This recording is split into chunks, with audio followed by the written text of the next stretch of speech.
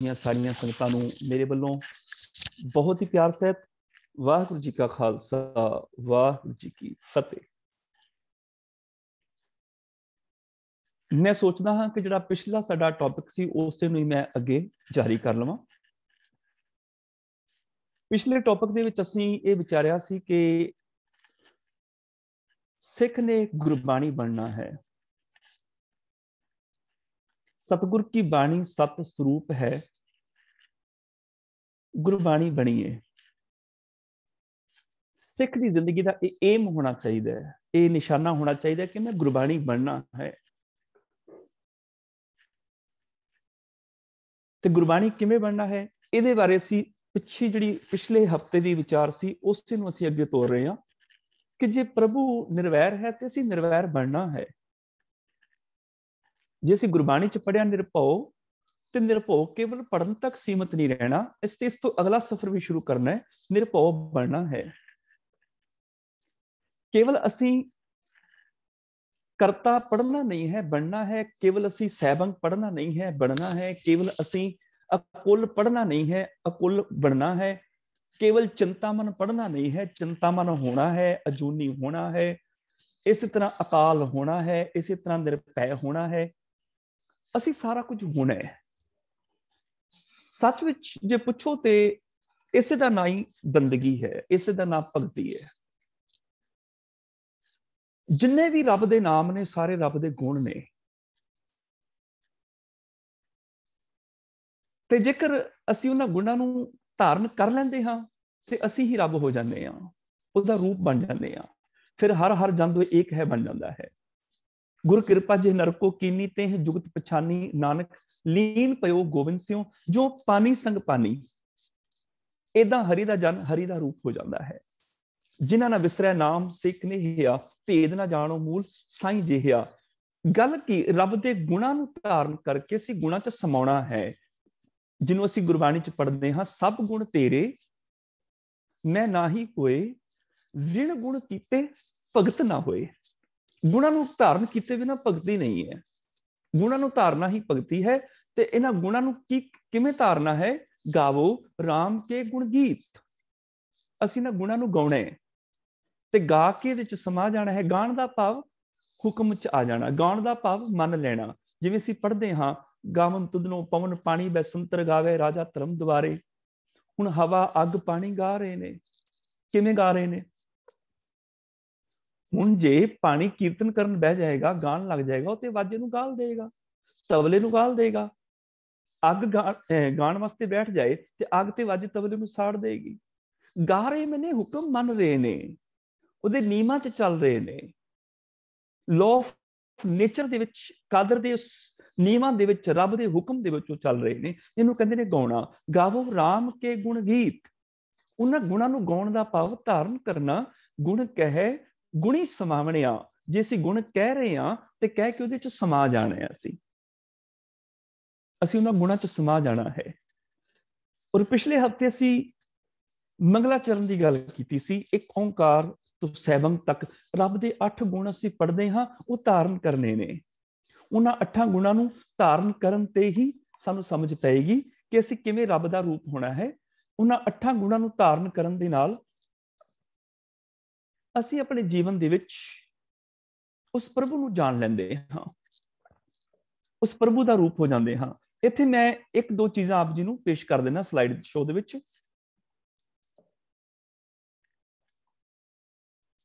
एक ओंकार दी असीं विचार कीती कि ये रब दे 8 गुण हैगे ने जिहड़े असीं धारण करने ने। इन्हां गुणां नूं धारण करन दे नाल ही असीं प्रभु दे विच अभेद हो जांदे आ। रब दे गुणां दा रूप हो के गुण कहे गुणी समावणियां वाली साडी अवस्था बन जांदी है। हुण इहदे नाल ही एक चीज होर है, ये सारे रब दे नाम ने। इन्हां रब दे नामां दा अभ्यास किवें करना है? कोई तरीका होएगा अभ्यास करन दा? हाँ, इहदा एक तरीका है। वो तरीका की है? वो असीं जदों, मेरे ख्याल स्लाइड शो जिहड़ा नहीं चल रहा, मैं दोबारा चलाउण दी कोशिश करदा। हुण वो तरीका की है उन्हां गुणां नूं गाउण दा?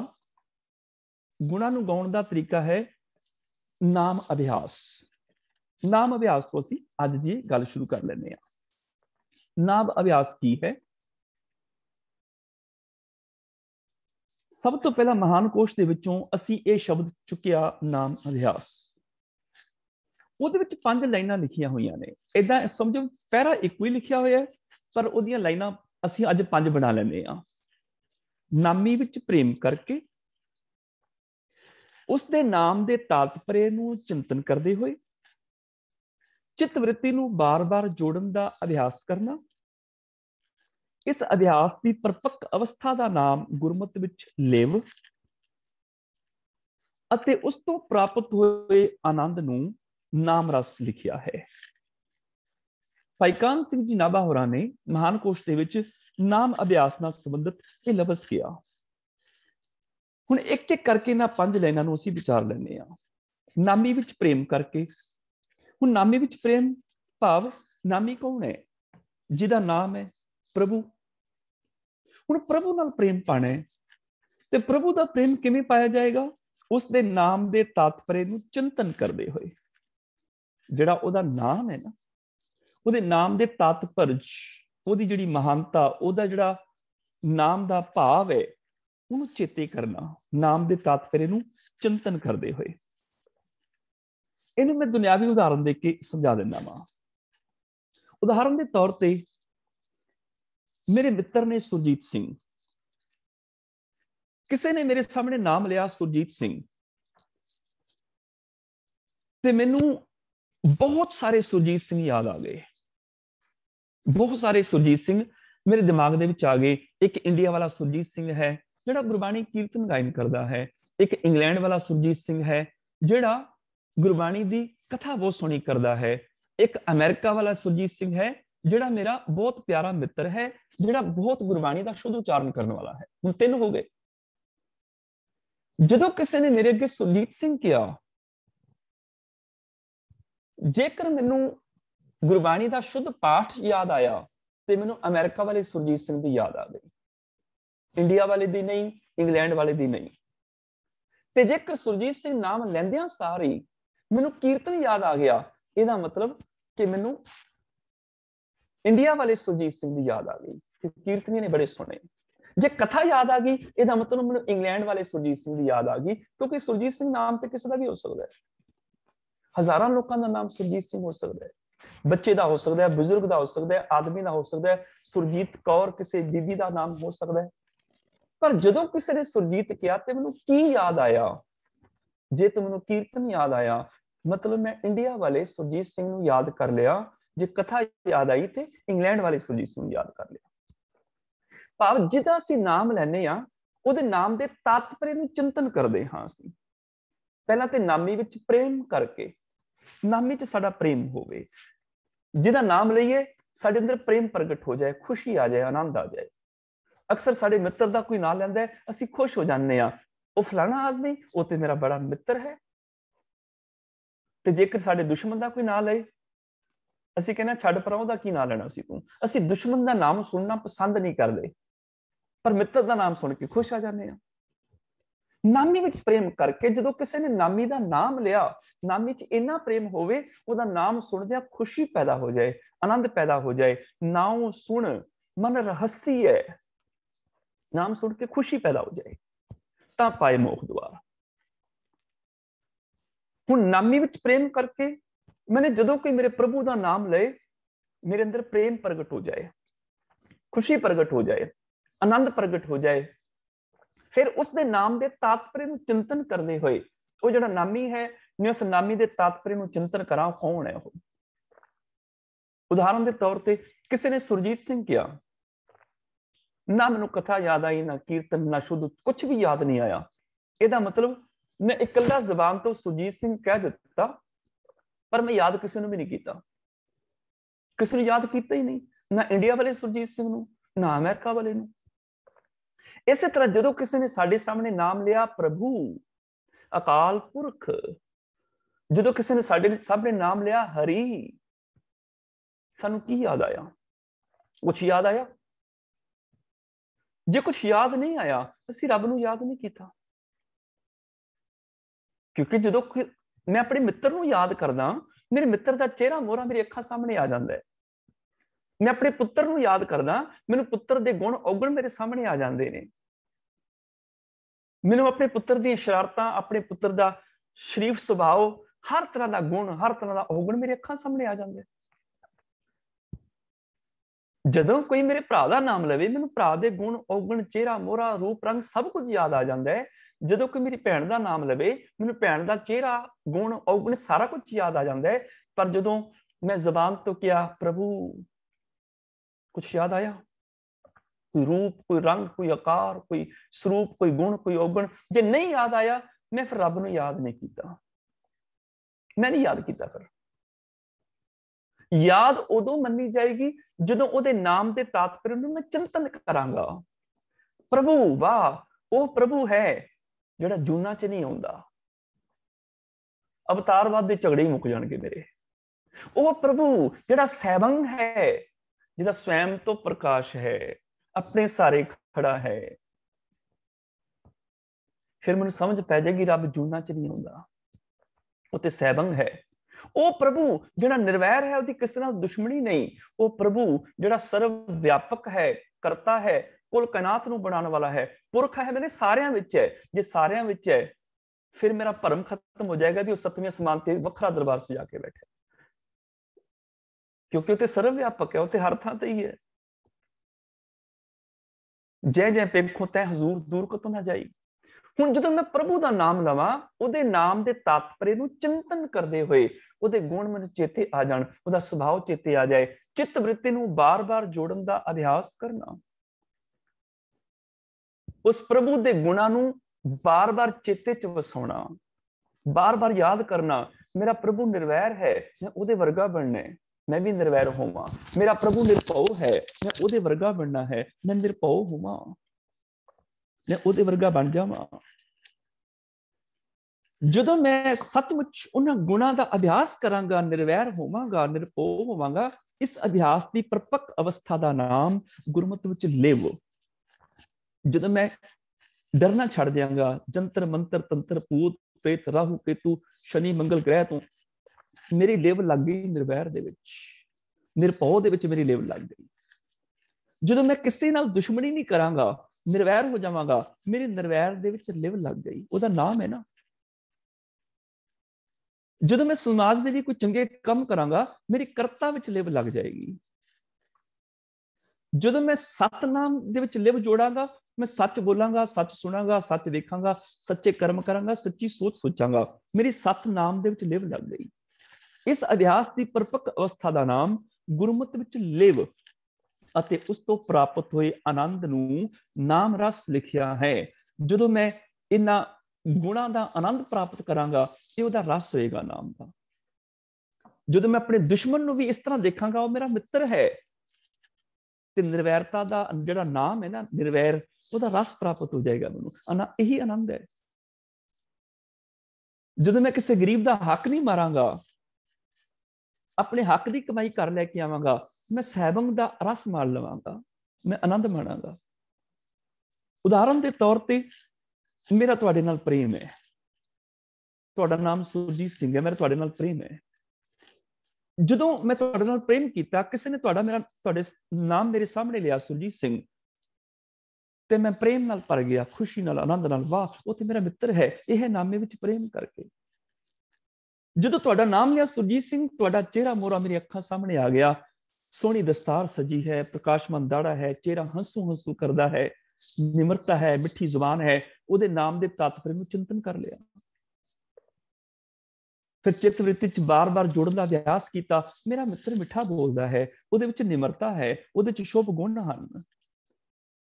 फिर तुहाडे नाल मेरी लिव लग गई, जिवें प्रभु दे नाल लिव लगदी है, उहदा तुहाडे नाल मेरी लिव लग गई। लिव लग गई भाव तुहाडे नाल मेरे सुख दुख दी सांझ पैदा हो गई। कदी मेरे घर खुशी आई, तुसीं मेरे घर आए, तुहाडे घर खुशी हुई, तुहाडे घर मैं गया, एक दूजे दे सुख दुख विच असीं एक दूजे नूं मिलन लग पए, एक दूजे दे सुख दुख नाल सांझ पाई, एक दूजे नाल असीं वरतों विहार कीता, एक दूजे नाल लिव लग गई। हुण तोही मोही मोही तोही अंतर कैसा, तुहाडा सुख मेरा सुख है, तुहाडा दुख मेरा दुख है, मेरा सुख दुख तुहाडा सुख दुख है, सांझ बन गई। ਲਿਵ ਲੱਗੀ ਇੱਕ ਦੂਜੇ ਨਾਲ, ਪ੍ਰੇਮ ਪ੍ਰਗਟ ਹੋ ਗਿਆ। ਹੁਣ ਇਹਦੇ ਵਿੱਚੋਂ ਨਾਮ ਰਸ ਕਿਵੇਂ ਮਿਲਣਾ ਹੈ? ਇਸ ਲਿਵ ਦੇ ਵਿੱਚੋਂ ਨਾਮ ਰਸ ਉਦੋਂ ਮਿਲੇਗਾ, ਉਦਾਹਰਨ ਦੇ ਤੌਰ ਤੇ ਮੇਰਾ ਪੁੱਤਰ ਬਿਮਾਰ ਹੋ ਗਿਆ, ਉਹਦੀ ਕੰਡੀਸ਼ਨ ਇਹੋ ਜਿਹੀ ਵੀ ਹੁਣ ਉਹਨੇ ਬਚਣਾ ਨਹੀਂ। ਡਾਕਟਰ ਨੇ ਕਹਿ ਦਿੱਤਾ ਵੀ ਹੁਣ ਸਰਜਰੀ ਦੀ ਲੋੜ ਹੈ ਤੇ 10,000 ਰੁਪਏ ਚਾਹੀਦੇ ਨੇ, ਜੇ ਹੁਣੇ ਮਿਲ ਜਾਣਗੇ ਸਰਜਰੀ ਹੋ ਜਾਏਗੀ, ਤੇਰਾ ਪੁੱਤਰ ਬਚ ਜਾਏਗਾ, ਨਹੀਂ ਤੇ ਨਹੀਂ ਬਚੇਗਾ। ਮੈਂ ਕਿਹਾ ਅੱਛਾ। ਮੈਂ ਤੁਹਾਨੂੰ ਕਿਹਾ ਵੀਰ ਸੁਰਜੀਤ ਸਿੰਘ ਜੀ ਵੀ ਮੇਰੇ ਪੁੱਤਰ ਦੀ ਕੰਡੀਸ਼ਨ ਹੈ ਵੀ 10,000 ਰੁਪਏ ਦੀ ਲੋੜ ਹੈ, ਤੁਸੀਂ ਕਿਹਾ 10,000 ਛੱਡ, ਤੂੰ 20,000 ਲੈ, 50,000 ਲੈ, ਤੇਰਾ ਪੁੱਤਰ ਬਚਣਾ ਚਾਹੀਦਾ ਹੈ। ਮੈਂ ਵਰਤੋਂ ਕੀਤੀ ਇਸ ਲਿਵ ਦੀ, ਇਸ ਗੁਣ ਦੀ ਵਰਤੋਂ ਕੀਤੀ, ਇਸ ਮਿੱਤਰ ਦੇ ਨਾਲ ਸਾਂਝ ਪਾਈ, ਮੇਰੇ ਮਿੱਤਰ ਨੇ ਮਾਇਆ ਦਿੱਤੀ, ਮੇਰੇ ਪੁੱਤਰ ਦੀ ਸਰਜਰੀ ਹੋਈ, ਬਚ ਗਿਆ, ਮੈਨੂੰ ਖੁਸ਼ੀ ਹੋਈ। ਉਸ ਤੋਂ ਪ੍ਰਾਪਤ ਹੋਏ ਆਨੰਦ ਨੂੰ ਨਾਮ ਰਸ, ਇਹ ਹੈ ਨਾਮ ਰਸ। ਜਦੋਂ ਅਸੀਂ ਗੁਣਾਂ ਦੀ ਵਰਤੋਂ ਵਿਹਾਰ ਕਰਦੇ ਹਾਂ, ਗੁਣਾਂ ਨੂੰ ਜ਼ਿੰਦਗੀ 'ਚ ਵਰਤਦੇ ਹਾਂ, ਰੱਬੀ ਗੁਣਾਂ ਨੂੰ ਜ਼ਿੰਦਗੀ 'ਚ ਵਰਤਦੇ ਹਾਂ, ਜਿਹੜਾ ਆਨੰਦ ਮਿਲਦਾ ਹੈ ਨਾ, ਉਸ ਨਾਮ ਦਾ ਰਸ ਹੈ। ਜਦੋਂ ਮੈਂ ਕਿਸੇ ਨਾਲ ਮਿੱਠਾ ਬੋਲਦਾ ਹਾਂ, ਉਦੋਂ ਉਸ ਮਿੱਠ ਬੋਲੜੇ ਪ੍ਰਭੂ ਦਾ ਰਸ ਮੇਰੀ ਜ਼ਿੰਦਗੀ 'ਚ ਆ ਜਾਂਦਾ ਹੈ। ਜਦੋਂ ਮੈਂ ਨਿਮਰਤਾ ਨਾਲ ਪੇਸ਼ ਆਉਣਾ, ਉਸ ਨਿਮਰਤਾ ਦਾ ਰੂਪ ਪ੍ਰਭੂ ਦਾ ਰਸ ਮੇਰੇ ਅੰਦਰ ਆ ਜਾਂਦਾ ਹੈ। ਜਦੋਂ ਮੈਂ ਕਿਸੇ ਨਾਲ ਦੁਸ਼ਮਣੀ ਨਹੀਂ ਕਰਦਾ, ਨਿਰਵੈਰਤਾ ਦਾ ਰਸ ਮੇਰੀ ਜ਼ਿੰਦਗੀ ਦੇ ਵਿੱਚ ਆ ਜਾਂਦਾ ਹੈ। ਜਦੋਂ ਮੈਂ ਕਿਸੇ ਤੋਂ ਡਰਦਾ ਨਹੀਂ ਹਾਂ, ਨਿਰਭਉ ਪ੍ਰਭੂ ਦਾ ਨਾਮ ਹੈ, ਉਹਦਾ ਨਾਮ ਦਾ ਰਸ ਮੇਰੀ ਜ਼ਿੰਦਗੀ ਵਿੱਚ ਆ ਜਾਂਦਾ ਹੈ।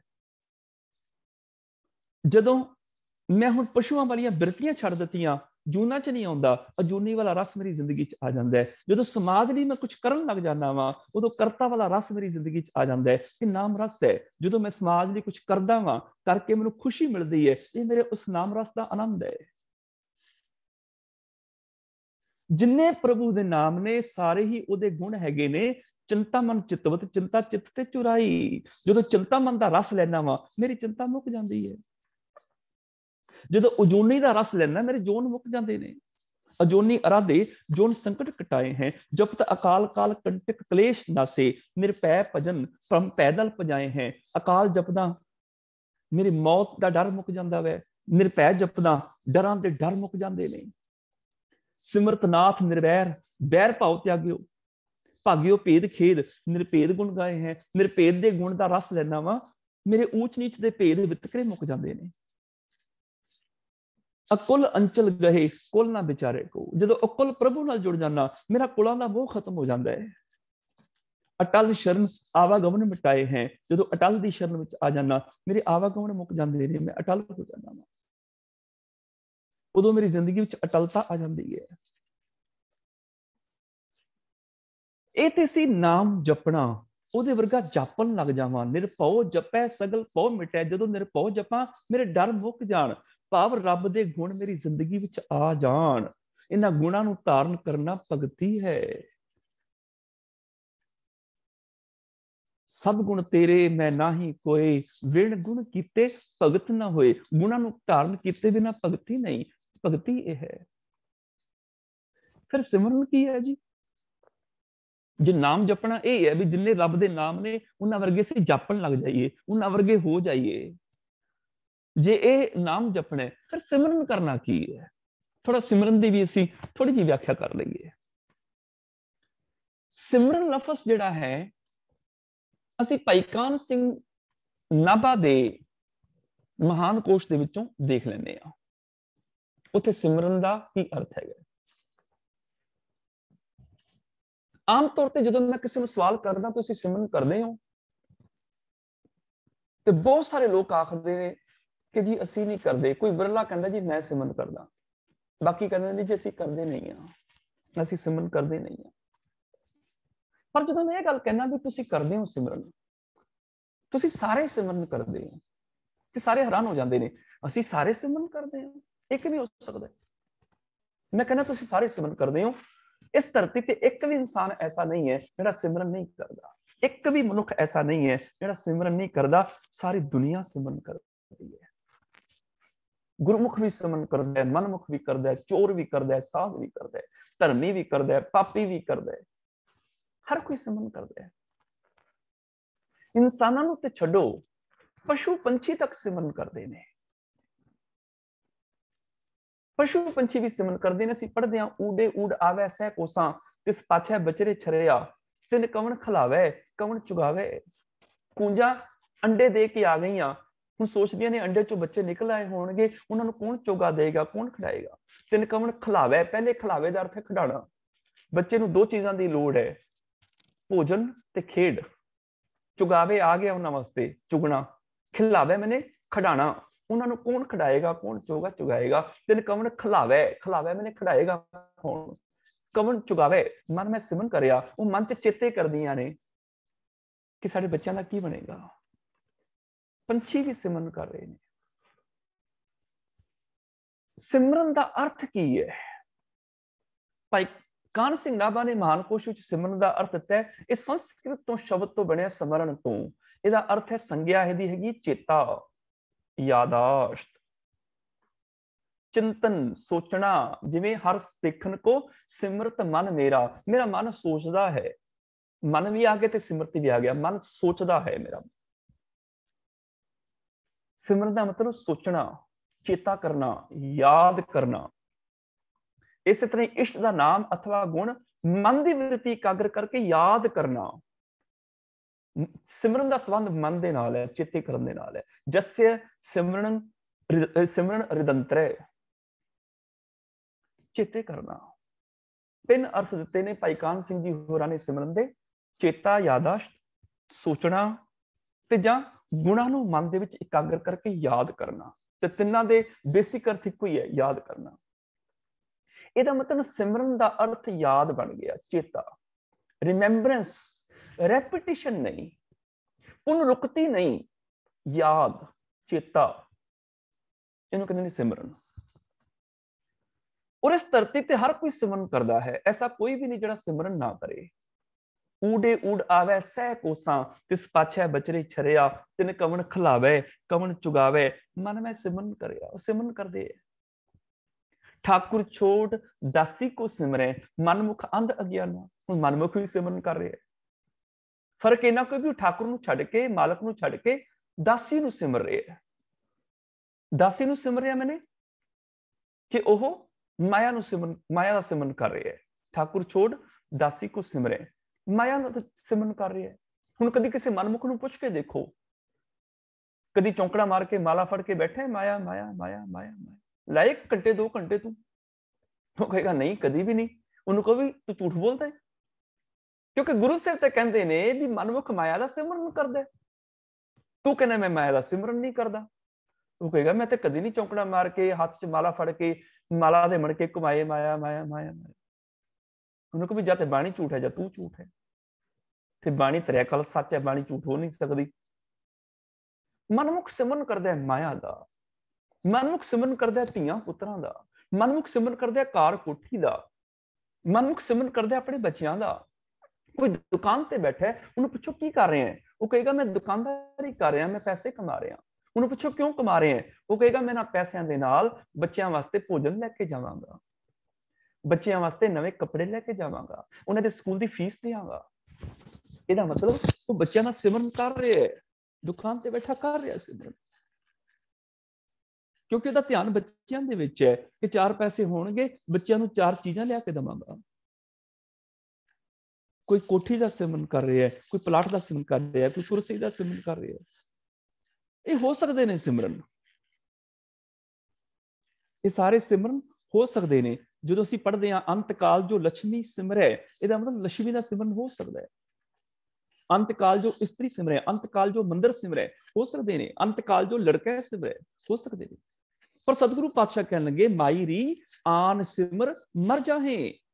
ਜਿਹੜੇ ਹੋਰ ਸਿਮਰਨ ਕਰ ਰਹੇ ਆ ਨਾ, ਆਨ ਮੈਨੇ ਹੋਰ ਜਿਹੜੇ ਸਿਮਰਨ ਕਰ ਰਹੇ ਆ, ਕਾਰ ਦਾ, ਕੋਠੀ ਦਾ, ਧੀਆਂ ਪੁੱਤਰਾਂ ਦਾ, ਮਾਇਆ ਦਾ, ਤੂੰ ਆਤਮਕ ਮੋਤੇ ਉਹ ਮਰ ਜਾਣਗੇ ਜਿਹੜੇ ਹੋਰ ਚੀਜ਼ ਨੂੰ ਸਿਮਰਨਗੇ। ਮਾਈ ਰੀ ਆਨ ਸਿਮਰ ਮਰ ਜਾਹੇ,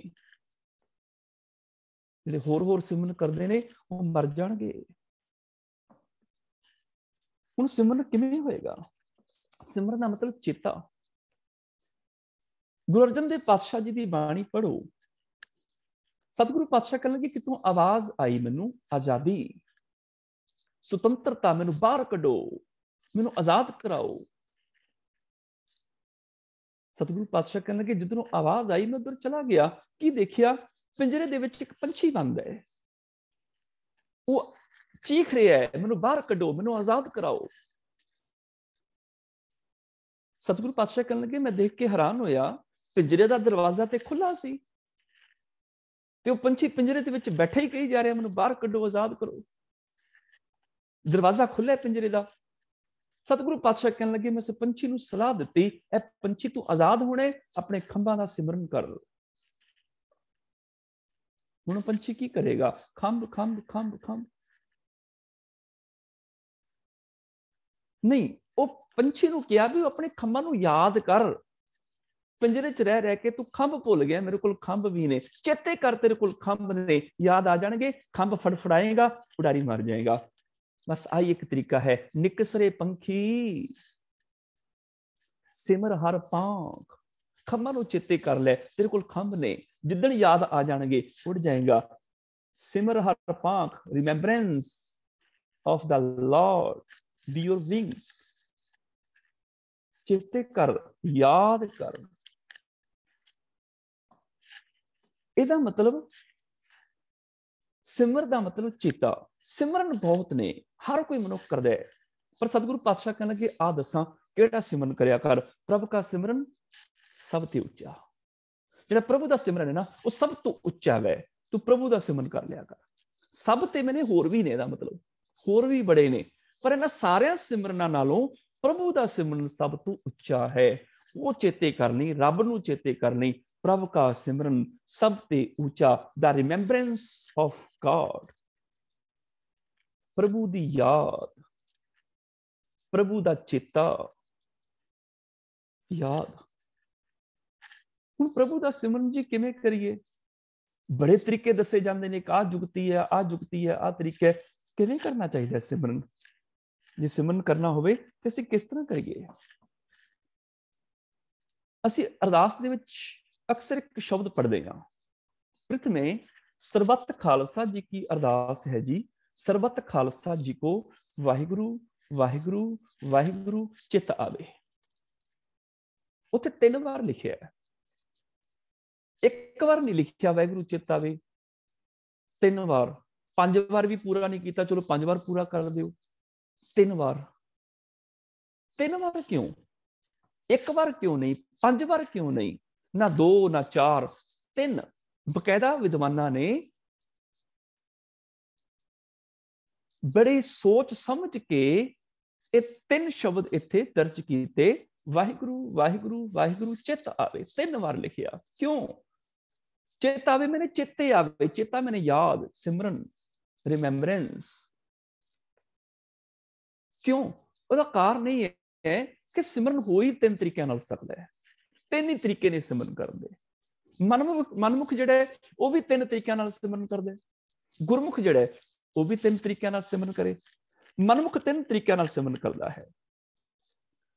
जिहड़े दुनियावी रसां कसां च फसे ना, कार च, कोठी च, धीआं पुत्रां च, माया दे विच, वो किवें फसिया? जां ते माया दी सोचां सोची जाएगा, किवें इकट्ठी होवे, किवें इकट्ठी होवे, किवें इकट्ठी होवे। ਤੇ ਜਦੋਂ ਕਿਸੇ ਨਾਲ ਗੱਲਬਾਤ ਵੀ ਕਰੇਗਾ ਇਹੀ ਗੱਲ ਛੇੜ ਕੇ ਬੈਠੇਗਾ ਵੀ ਮੈਂ ਕਿਹੜਾ ਕੰਮ ਕਰਾਂ 4 ਪੈਸੇ ਆ ਜਾਣ, ਮੈਂ ਕਿਹੜਾ ਕੋਰਸ ਕਰਾਂ 4 ਪੈਸੇ ਕਮਾ ਸਕਾਂ। ਗੱਲਾਂ ਵੀ ਮਾਇਆ ਦੀਆਂ ਕਰੇਗਾ ਬਹਿ ਕੇ। ਤੇ ਜਦੋਂ ਹੱਥੀ ਕੋਈ ਕੰਮ ਵੀ ਕਰੇਗਾ ਕਹੇਗਾ ਮੈਂ ਉਹ ਕੰਮ ਕਰਾਂ ਜਿਹਦੇ ਨਾਲ 4 ਪੈਸੇ ਆਣ। ਉਵੇਂ ਨਹੀਂ ਕਰਨਾ ਮੈਂ। ਉਹਦੀ ਸੋਚ ਵਿੱਚ ਵੀ ਮਾਇਆ ਫਸੀ ਹੋਈ ਹੈ, ਉਹਦੀ ਗੱਲਾਂ ਵਿੱਚ ਵੀ ਮਾਇਆ ਹੀ ਚੱਲਦੀ ਹੈ, ਉਹਦੇ ਹੱਥ ਵੀ ਉਹ ਕੰਮ ਕਰਦੇ ਨੇ ਜਿਹਦੇ ਨਾਲ ਮਾਇਆ ਆ ਜਾਏ। ਆ 3 ਤਰੀਕੇ ਨੇ। ਕਿਹੜੇ ਨੇ? मन बच क्रम रस कसें लुभाना, बिनस गया जाहे कहूं समाना। मन करके, कर्मा करके, बचना करके रसा कसा विच लुभाएमान हो गया। मन बचन कर्म ना रसा ना सिमरन कर रहे है, रसा नूं चेते कर रहे। हंकार भी कर दे तानी मन बच कर्म करके ही आपस को दीर्घ कर जाने और को लग मात। मनसा बाचा कर्मना मैं देखे दोचक चात। मन बचन कर्म दे नाल जेड़ा काम करना सी वो कीता नहीं। वो केड़ा करना सी? मन बच कर्म हर गुण नहीं गाए।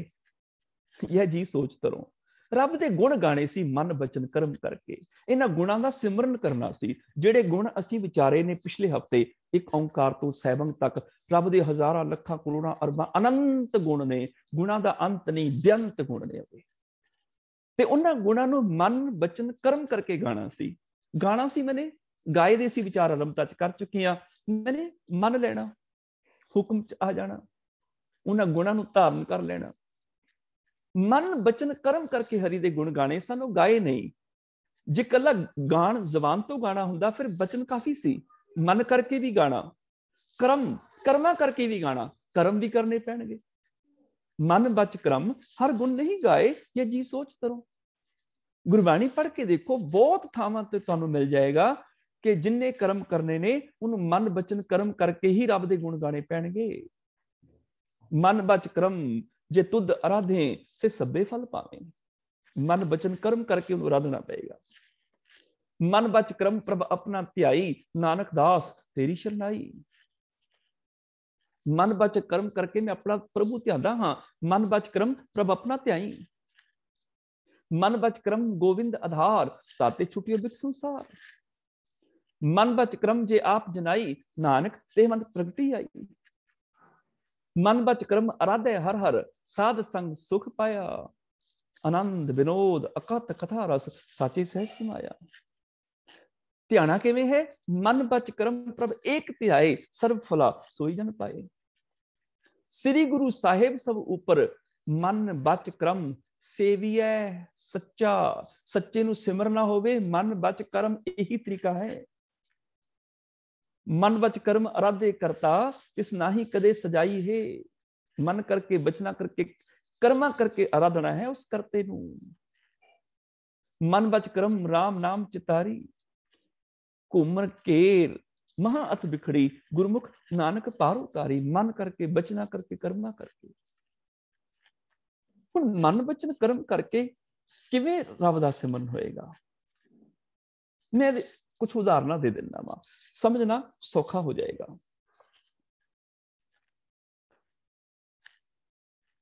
ਬਚਨਾ ਕਰਕੇ ਪ੍ਰਭੂ ਦਾ ਸਿਮਰਨ ਕਿਵੇਂ ਹੋਏਗਾ? ਵਾਹਿਗੁਰੂ ਵਾਹਿਗੁਰੂ ਵਾਹਿਗੁਰੂ ਚਿਤ ਆਵੇ। ਕਰਮਾਂ ਕਰਕੇ, ਬਚਨਾ ਕਰਕੇ, ਮਨ ਕਰਕੇ ਵਾਹਿਗੁਰੂ ਚੇਤੇ ਆ ਜਾਏ, ਯਾਦ ਆ ਜਾਏ। ਬਚਨਾ ਕਰਕੇ ਕਿਵੇਂ ਚੇਤੇ ਹੋਏਗਾ? ਬਚਨਾ ਕਰਕੇ ਮੈਨੇ ਬੋਲਣ ਦੇ ਨਾਲ ਕਿਵੇਂ ਸਿਮਰਨ ਹੋ ਸਕਦਾ ਹੈ? ਕਿਉਂਕਿ ਗੁਰਮਤਿ ਨੇ ਕਿਹਾ ਸਾਥ ਸਾਥ ਸਿਮਰੋ ਗੋਬਿੰਦ।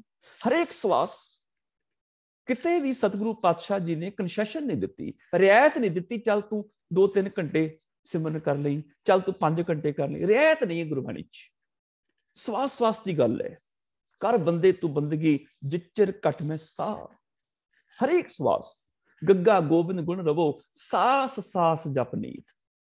ਕਿਤੇ ਵੀ ਕੰਸੈਸ਼ਨ ਨਹੀਂ ਹੈ ਵੀ ਤੂੰ ਥੋੜਾ ਸਿਮਰਨ ਕਰਨੀ ਚੱਲ ਜਾਏਗਾ। ਨਹੀਂ ਨਹੀਂ, ਸਵਾਸ ਸਵਾਸ ਕਰੀ, ਹਰ ਪਲ ਕਰੀ, ਦਿਨ ਰਾਤ ਕਰੀ, ਤੁਰਦੇ ਫਿਰਦੇ ਉੜਦੇ ਬਹਿੰਦੇ ਕਰੀ। ਅਨੇਕਾਂ ਹੀ ਪ੍ਰਮਾਣ ਨੇ। ਮੈਂ ਇੱਥੇ ਸ਼ੁਰੂ ਕਰਦਿਆ ਬੋਲਣੇ, ਮੁੱਕਣ ਚ ਨਹੀਂ ਆਉਂਦੇ ਨੇ ਪ੍ਰਮਾਣ ਨੇ। ਹੁਣ ਕਿਵੇਂ ਹੋਏਗਾ? 24 ਘੰਟੇ ਸਿਮਰਨ ਹੋ ਸਕਦਾ ਕੋਈ? ਅਸੀਂ ਕੰਮਕਾਰ ਵੀ ਕਰਨੇ ਨੇ, ਅਸੀਂ ਬਹੁਤ ਕੁਝ ਕਰਨਾ ਹੈ। 24 ਘੰਟੇ ਹੋ ਜਾਏਗਾ? ਰਾਤ ਆਰਾਮ ਵੀ ਕਰਨਾ ਹੈ, ਦਿਨੇ ਇਸ਼ਨਾਨ ਵੀ ਕਰਨਾ ਹੈ, ਤਿਆਰ ਵੀ ਹੋਣਾ ਹੈ, ਨਿਤਨੇਮ ਵੀ ਕਰਨਾ ਹੈ। ਇਹਦੇ ਤੋਂ ਇਲਾਵਾ ਬੱਚਿਆਂ ਨੇ ਸਕੂਲ ਜਾਣਾ ਹੈ, ਆਮ ਲੋਕਾਂ ਨੇ ਦੁਕਾਨਦਾਰੀ, ਕਿਸੇ ਨੇ ਜੌਬ ਕਰਨੀ, ਕਿਸੇ ਨੇ ਕੁਝ ਕਰਨਾ ਹੈ। ਕਿਵੇਂ ਸਵਾਸ ਸਵਾਸ ਕਿਵੇਂ ਹੋਏਗਾ? ਬਚਨਾ ਕਰਕੇ ਸਵਾਸ ਸਵਾਸ ਕਿਵੇਂ ਹੋਏਗਾ? ਗੁਰਦੁਆਰੇ ਦੇ ਵਿੱਚ ਲੰਗਰ ਵਰਤ ਰਿਹਾ ਹੈ, ਔਰ ਲੰਗਰੀ ਸਿੰਘ ਜਾਂ ਸੇਵਾਦਾਰ ਕੋਈ ਵੀ ਗੁਰੂ ਦਾ ਸਿੱਖ ਪਿਆਰਾ ਲੰਗਰ ਵਰਤਾ ਰਿਹਾ, ਦਾਲਾ ਵਾਹਿਗੁਰੂ, ਪ੍ਰਸ਼ਾਦਾ ਵਾਹਿਗੁਰੂ, ਸਬਜੀ ਵਾਹਿਗੁਰੂ, ਉਹ ਕਹਿ ਰਿਹਾ। ਔਰ ਉਹਨੇ 2 ਘੰਟੇ ਸੇਵਾ ਕੀਤੀ, ਜਲ ਵਾਹਿਗੁਰੂ, ਪ੍ਰਸ਼ਾਦਾ ਵਾਹਿਗੁਰੂ, 2 ਘੰਟੇ ਸੇਵਾ ਕਰਕੇ ਜਦੋਂ ਵਾਪਸ ਜਾਣ ਲੱਗਿਆ, ਕਿਸੇ ਨੇ ਪੁੱਛ ਲਿਆ, ਭਾਈ ਸਾਹਿਬ ਜੀ ਟਾਈਮ ਕਿੰਨਾ ਹੋਇਆ ਹੈ? ਉਹਨੂੰ ਟੁੱਟ ਕੇ ਪੈ ਗਿਆ, ਕਹਿਰ ਭਰੀ ਬੋਲੀ ਬੋਲਿਆ, ਅੰਨਾ ਹੋਇਆ ਦਿਸਦਾ ਨਹੀਂ, ਏਡਾ ਵੱਡਾ ਘੜਿਆਲ ਲੱਗਿਆ ਹੋਇਆ। ਉਹ 2 ਘੰਟੇ ਦਾਲਾ ਵਾਹਿਗੁਰੂ ਕਿੱਥੇ ਗਿਆ? ਉੱਡ ਗਿਆ। ਜਲ ਵਾਹਿਗੁਰੂ ਕਿੱਥੇ ਗਿਆ? ਪਾਣੀ ਚੋਂ ਵੀ ਵਾਹਿਗੁਰੂ ਦੇਖਦਾ ਸੀ। ਇਹ ਕਿੱਥੇ ਗਿਆ? 2 ਘੰਟੇ ਦੇ ਵਿੱਚ ਹੀ ਉਹ ਉੱਡ ਗਿਆ। ਦਾਲਾ ਵਾਹਿਗੁਰੂ, ਪ੍ਰਸ਼ਾਦਾ ਵਾਹਿਗੁਰੂ ਉੱਡ ਗਿਆ। ਉਹਨੂੰ ਗੁੱਸੇ ਚ ਭਰ ਕੇ ਆਖਦਾ, ਏਡਾ ਵੱਡਾ ਘੜਿਆਲ ਲੱਗਿਆ, ਦਿਸਦਾ ਨਹੀਂ ਤੈਨੂੰ? ਮੈਨੂੰ ਪੁੱਛ ਰਿਹਾ।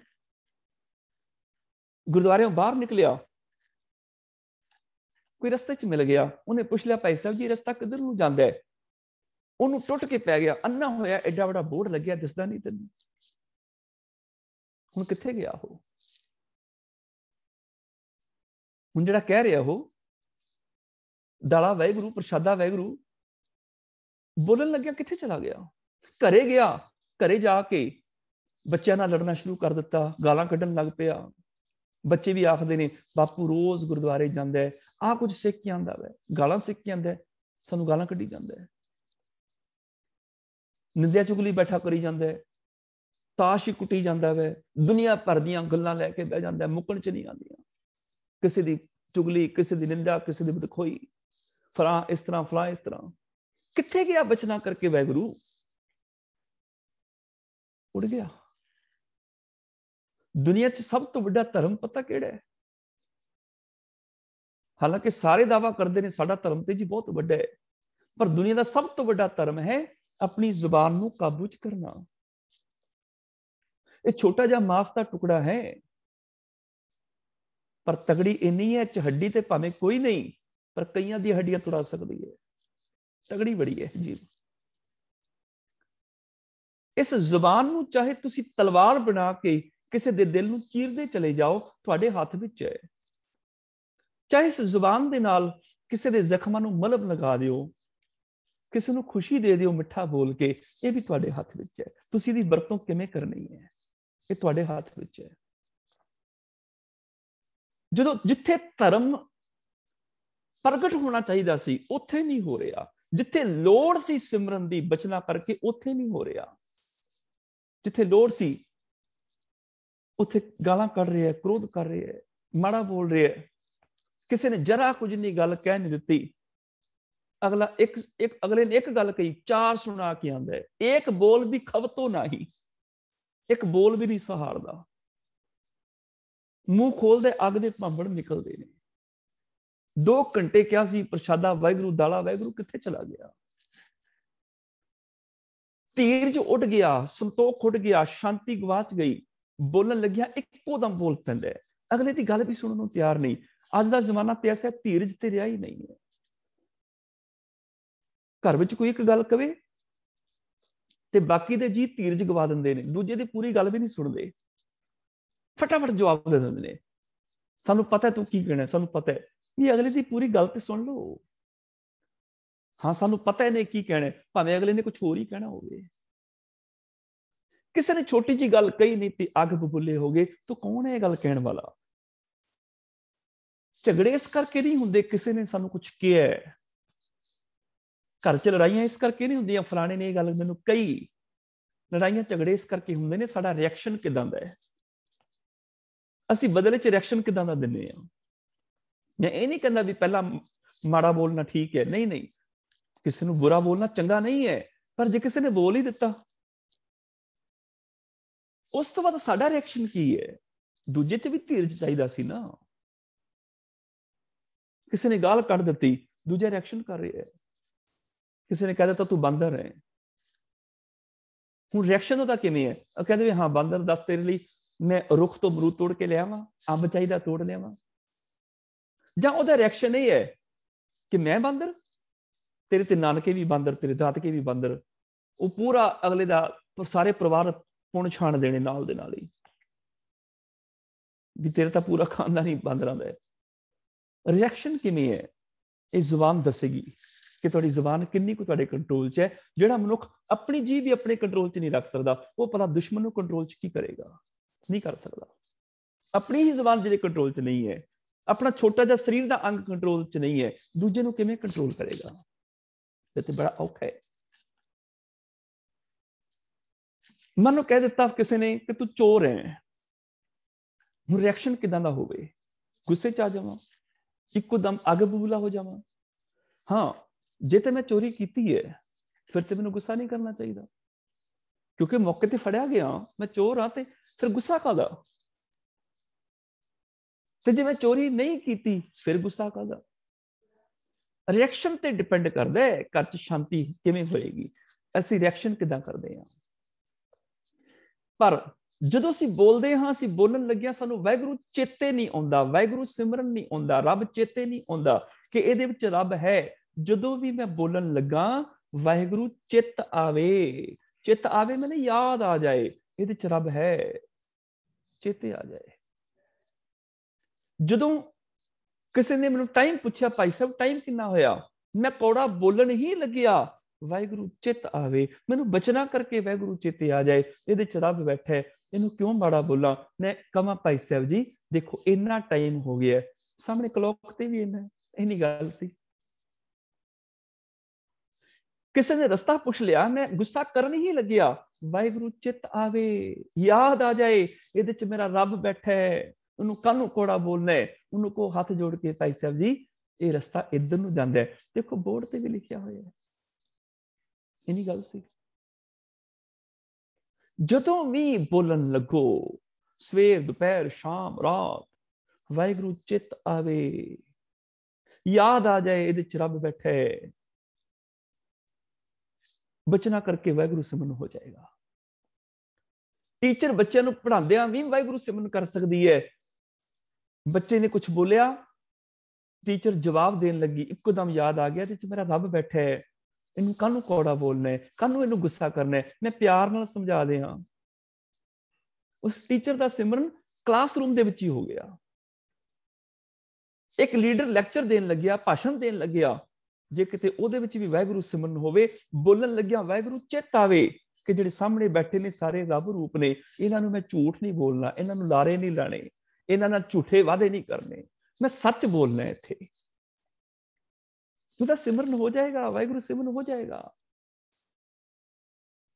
ਤੁਸੀਂ ਦੁਕਾਨ ਤੇ ਬੈਠੇ ਹੋ, ਸੌਦਾ ਦੇਣ ਲੱਗੇ ਹੋ, ਗਾਹਕ ਨਾਲ ਮਾੜਾ ਬੋਲਣ ਲੱਗਿਆ, ਚੇਤੇ ਆ ਜਾਏ ਇਹਦੇ ਚ ਰੱਬ ਬੈਠਾ ਹੈ, ਇਹਨੂੰ ਮਾੜਾ ਨਹੀਂ ਬੋਲਣਾ। ਜੇ ਤੁਸੀਂ ਗਾਹਕ ਹੋ, ਦੁਕਾਨਦਾਰ ਤੋਂ ਕੋਈ ਚੀਜ਼ ਲੈਣ ਲੱਗੇ ਹੋ, ਦੁਕਾਨਦਾਰ ਨੂੰ ਕੁਝ ਕੋੜਾ ਬੋਲਣ ਲੱਗੇ ਹੋ, ਵਾਹਿਗੁਰੂ ਚੇਤੇ ਆ ਜਾਏ ਇਹਦੇ ਚ ਰੱਬ ਬੈਠਾ, ਮਾੜਾ ਨਹੀਂ ਬੋਲਣਾ। ਹੁਣ ਇਹ ਸਿਮਰਨ 24 ਘੰਟੇ ਹੋ ਸਕਦਾ ਹੈ। ਜਦੋਂ ਵੀ ਬੋਲਣ ਲੱਗੋ ਵਾਹਿਗੁਰੂ ਚਿੱਤ ਆਵੇ, ਯਾਦ ਆ ਜਾਏ ਕਿ ਮੈਂ ਬੋਲਣਾ ਕੀ ਹੈ, ਮੈਂ ਉਹ ਬੋਲਣਾ ਜਿਹਦੇ ਨਾਲ ਕਿਸੇ ਦੇ ਦਿਲ ਨੂੰ ਖੁਸ਼ੀ ਮਿਲੇ, ਸ਼ਾਂਤੀ ਮਿਲੇ, ਮੇਰੇ ਬੋਲ ਮਿੱਠੇ ਹੋਣ, ਮੇਰੇ ਬੋਲ ਸੱਚੇ ਹੋਣ, ਮੇਰੇ ਬੋਲ ਰੱਬ ਵਰਗੇ ਹੋਣ। ਇਹਨੂੰ ਕਹਿੰਦੇ ਨੇ ਮਿੱਠਤ ਨੀਵੀਂ ਨਾਨਕਾ ਗੁਣ ਚੰਗਿਆਈਆਂ ਤਤ, ਇਹਨੂੰ ਕਹਿੰਦੇ ਨੇ ਗੰਢ ਪ੍ਰੀਤੀ ਮਿੱਠੇ ਬੋਲ। ਇਹ ਮਿੱਠੇ ਬੋਲ ਤੁਹਾਡਾ ਰੱਬ ਨਾਲ ਪਿਆਰ ਗੰਢ ਦੇਣਗੇ, ਦੁਨੀਆ ਨਾਲ ਪਿਆਰ ਗੰਢ ਦੇਣਗੇ, ਤੁਹਾਡਾ ਪਿਆਰ ਬਣ ਜਾਏਗਾ। ਬੋਲਣ ਲੱਗਿਆ ਵਾਹਿਗੁਰੂ ਚਿੱਤ ਆਵੇ, ਯਾਦ ਆ ਜਾਏ ਇਹਦੇ ਚ ਵਾਹਿਗੁਰੂ ਹੈ, ਤੇ ਜਦੋਂ ਵੀ ਬੋਲਣ ਲੱਗੋ ਵਾਹਿਗੁਰੂ ਚੇਤੇ ਆ ਜਾਏ ਇਹਦੇ ਚ ਰੱਬ ਬੈਠਾ ਹੈ, ਤੇ ਤੁਹਾਡਾ ਬਚਨਾ ਕਰਕੇ ਸਿਮਰਨ ਹੋ ਜਾਏਗਾ। ਤੁਹਾਨੂੰ ਸਾਹ ਤਾਂ ਠਾਂ ਕਰਨ ਦੀ ਲੋੜ ਨਹੀਂ ਪਏਗੀ ਕਿ ਸਾਹ ਤਾਂ ਠਾਂ ਕਰਾਂਗਾ ਤਾਂ ਮੇਰਾ ਵਾਹਿਗੁਰੂ ਚੇਤੇ ਆਏਗਾ, ਨਹੀਂ, ਬੋਲਣ ਲੱਗਿਆ ਵਾਹਿਗੁਰੂ ਚੇਤੇ ਆ ਜਾਏ। ਇੰਨੀ ਗੱਲ ਸਮਝਣ ਦੀ ਲੋੜ ਹੈ ਵੀ ਦੂਜੇ ਚ ਰੱਬ ਬੈਠਾ ਬਸ। ਹੁਣ ਤੁਹਾਡੇ ਚ ਰੱਬ ਹੈ, ਇਸ ਗੱਲ ਨੂੰ ਸਮਝਣ ਵਾਸਤੇ ਮੈਨੂੰ ਆਪਣੇ ਸਾਹ ਤਾਂ ਠਾਂ ਕਰਨ ਦੀ ਕੀ ਲੋੜ ਹੈ? ਗੱਲ ਤੇ ਸਮਝਣ ਦੀ ਹੈ ਨਾ ਕਿ ਸਭ ਗੋਬਿੰਦ ਹੈ, ਸਭ ਗੋਬਿੰਦ ਹੈ। ਤੇ ਜੇ ਇੰਨੀ ਗੱਲ ਸਮਝ ਜਾਵਾਂ ਤੁਹਾਡੇ ਚ ਰੱਬ ਹੈ, ਤੇ ਬੋਲਣ ਲੱਗਿਆ ਮੇਰੀ ਬੋਲ ਬਾਣੀ ਮਿੱਠੀ ਹੋ ਜਾਏਗੀ, ਨਿਮਰਤਾ ਵਾਲੀ ਹੋ ਜਾਏਗੀ, ਸੱਚੀ ਹੋ ਜਾਏਗੀ। ਜਦੋਂ ਵੀ ਬੋਲਣ ਲੱਗੋ 3 ਗੱਲਾਂ ਯਾਦ ਰੱਖ ਲਓ। ਪਹਿਲੀ ਗੱਲ ਕਿ ਬਿਨਾਂ ਬੋਲਣ ਤੋਂ ਸਰਦਾ ਹੈ, ਜੇ ਸਰਦਾ ਤੇ ਨਾ ਬੋਲਣਾ, ਨਹੀਂ ਸਰਦਾ ਤਾਂ ਬੋਲਣਾ। ਫਾਲਤੂ ਦੇ ਬੋਲ ਕੰਟਰੋਲ ਚ ਹੋ ਜਾਣਗੇ, ਸਾਡੀ ਫਾਲਤੂ ਦੀ ਬੋਲ ਬਾਣੀ ਉੜ ਜਾਏਗੀ। ਦੂਜੀ ਗੱਲ, ਬੋਲਣ ਲੱਗਿਆ ਮੇਰੀ ਸ਼ਬਦਾਵਲੀ ਮਿੱਠੀ ਤੇ ਲਹਿਜ਼ਾ ਨਿਮਰਤਾ ਵਾਲਾ ਹੈ। ਇਹ ਨਾ ਹੋਵੇ ਸ਼ਬਦਾਵਲੀ ਮੇਰੀ ਕੌੜੀ ਹੋਵੇ, ਲਹਿਜ਼ੇ ਵਿੱਚ ਵੀ ਹੰਕਾਰ ਝਲਕਦਾ ਹੋਵੇ, ਫਿਰ ਵੀ ਗਲਤ ਹੈ। ਸ਼ਬਦਾਂ ਦਾ ਆਪਣਾ ਟੇਸਟ ਹੁੰਦਾ ਹੈ, ਸ਼ਬਦਾਂ ਦਾ ਆਪਣਾ ਸਵਾਦ ਹੁੰਦਾ ਹੈ, ਇਹਨੂੰ ਚੱਖ ਕੇ ਦੇਖ ਲਿਆ ਕਰੋ। ਜਿਹੜਾ ਸ਼ਬਦ ਬੋਲਣ ਲੱਗੇ ਹੋ ਉਹਨੂੰ ਚੱਖ ਲਓ, ਉਹਨੂੰ ਟੇਸਟ ਕਰ ਲਓ। ਜੇ ਉਹ ਮੈਨੂੰ ਕੌੜਾ ਲੱਗ ਰਿਹਾ ਨਾ, ਤੇ ਜਿਹਨੂੰ ਮੈਂ ਪਰੋਸ ਰਿਹਾ ਉਹਨੂੰ ਵੀ ਪੱਕਾ ਕੌੜਾ ਲੱਗੇਗਾ। ਤੇ ਜਿਹੜਾ ਸ਼ਬਦ ਮੈਨੂੰ ਬੋਲਣ ਲੱਗਿਆ ਬੜਾ ਮਿੱਠਾ ਲੱਗ ਰਿਹਾ ਹੈ, ਦੂਜੇ ਨੂੰ ਵੀ ਬੜਾ ਮਿੱਠਾ ਲੱਗੇਗਾ। ਸ਼ਬਦਾਂ ਦੇ ਵੀ ਟੇਸਟ ਹੁੰਦੇ ਨੇ। ਦੂਜੀ ਗੱਲ, ਬੋਲਣ ਲੱਗਿਆ ਸ਼ਬਦਾਵਲੀ ਮਿੱਠੀ ਤੇ ਲਹਿਜ਼ਾ ਨਿਮਰਤਾ ਵਾਲਾ ਹੋਵੇ। ਤੇ ਤੀਜਾ, ਜੋ ਮੈਂ ਬੋਲ ਰਿਹਾ ਕਿ ਉਹਨਾਂ ਬੋਲਾਂ ਦੇ ਥੱਲੇ ਆਪਣੀ ਸਿਗਨੇਚਰ ਕਰ ਸਕਦਾ, ਦਸਤਖਤ ਕਰ ਸਕਦਾ। ਭਾਵ ਮੈਂ ਇਹ ਗੱਲ ਸਟਾਂਪ ਪੇਪਰ ਤੇ ਲਿਖ ਕੇ ਦੇ ਸਕਦਾ ਵੀ ਮੈਂ ਜੋ ਬੋਲਣ ਲੱਗਿਆ ਇਹ ਆਖਰੀ ਸੱਚ ਹੈ ਦੁਨੀਆ ਦਾ। ਜੇ ਮੈਨੂੰ ਆਪ ਹੀ ਯਕੀਨ ਦੀ ਇਹ ਗੱਲ ਸੱਚੀ ਹੈ ਕਿ ਝੂਠੀ ਹੈ, ਸਾਈਨ ਨਹੀਂ ਕਰ ਸਕਦਾ ਫਿਰ ਨਾ ਬੋਲਾਂ। ਫਿਰ ਮੇਰੇ ਬੋਲ ਉਹ ਹੋਣਗੇ ਜਿਹੜੇ ਸੱਚੇ ਹੋਣਗੇ, ਝੂਠੇ ਬੋਲ ਨਿਕਲਣਗੇ ਹੀ ਨਹੀਂ। ਮੈਂ ਆਪਣੇ ਬੋਲਾਂ ਤੋਂ ਕਦੀ ਹਾਰਾਂਗਾ ਨਹੀਂ, ਆਪਣੇ ਬੋਲਾਂ ਕਰਕੇ ਮੈਨੂੰ ਸ਼ਰਮਿੰਦਾ ਨਹੀਂ ਹੋਣਾ ਪਏਗਾ। ਬੋਲਣ ਲੱਗਿਆ ਵਾਹਿਗੁਰੂ ਚਿੱਤ ਆਵੇ, ਯਾਦ ਆ ਜਾਏ ਇਹਦੇ ਚ ਰੱਬ ਹੈ, ਤੇ ਬੋਲ ਬਾਣੀ ਮਿੱਠੀ ਹੋ ਜਾਏਗੀ। ਉਸ ਤੋਂ ਅੱਗੇ ਕਰਮਾਂ ਕਰਕੇ ਵਾਹਿਗੁਰੂ ਕਿਵੇਂ ਚਿੱਤ ਆਏ? ਵਾਹਿਗੁਰੂ ਵਾਹਿਗੁਰੂ ਵਾਹਿਗੁਰੂ ਚਿੱਤ ਆਵੇ, ਮਨ ਕਰਕੇ ਵਾਹਿਗੁਰੂ ਚਿੱਤ ਆਵੇ, ਕਰਮਾਂ ਕਰਕੇ ਵਾਹਿਗੁਰੂ ਚਿੱਤ ਆਵੇ, ਬਚਨਾ ਕਰਕੇ ਵਾਹਿਗੁਰੂ ਚਿੱਤ ਆਵੇ। ਹੁਣ ਕਰਮਾਂ ਕਰਕੇ ਵਾਹਿਗੁਰੂ ਕਿਵੇਂ ਚਿੱਤ ਆਏਗਾ?